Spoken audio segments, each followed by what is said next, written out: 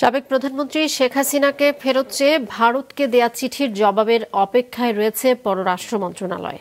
এদিকে শেখ হাসিনার বিরুদ্ধে পদ্মা সেতু দুর্নীতি ও ষড়যন্ত্র মামলা সহ ৩ মামলার আবারও তদন্তের সিদ্ধান্ত নিয়েছে দুদক।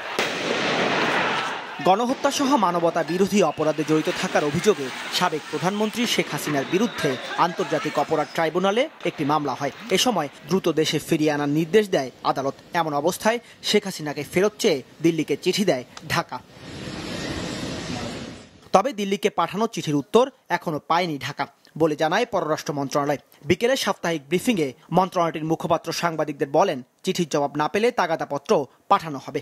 আমরা একটা সময় পর্যন্ত নিশ্চয়ই দেখব, যে কোনো জিনিসের উত্তর দেওয়ার একটা স্বাভাবিক সময় আছে। যদি সেই সময়ের মধ্যে উত্তর না আসে তাহলে এটার আরেকটা তাগিদপত্র দেওয়া হবে, আবার জানানো হবে যে আমরা এটার জন্য উত্তর এক্সপেক্ট করছি।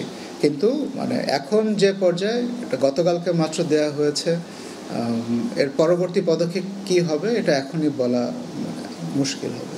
এ বিষয়ে প্রধান উপদেষ্টা প্রেস সচিব শফিকুল আলম বলেন, শেখ হাসিনার বিচার নিয়ে কাজ শুরু হয়েছে। বিকেলে ফরেন সার্ভিস একাডেমিতে সংবাদ সম্মেলনে তিনি বলেন, চিঠির প্রক্রিয়াটি সময় সাপেক্ষ হলেও সরকার আশাবাদী শেখ হাসিনার বিচার হবেই।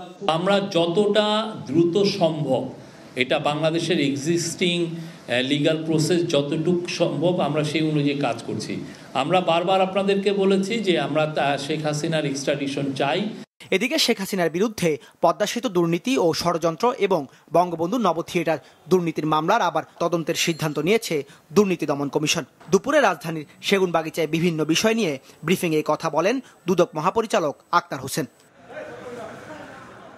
শেখ হাসিনা, তার ছেলে সজীব আহমেদ ওয়াজেদ জয়, বোন শেখ রেহানা ও তার মেয়ে টিউলিপ সিদ্দিকির দেশে বিদেশে লেনদেনের সব নথি তলব করে বাংলাদেশ ফাইন্যান্সিয়াল ইন্টেলিজেন্স ইউনিটকে চিঠি দিয়েছে দুর্নীতি দমন কমিশন।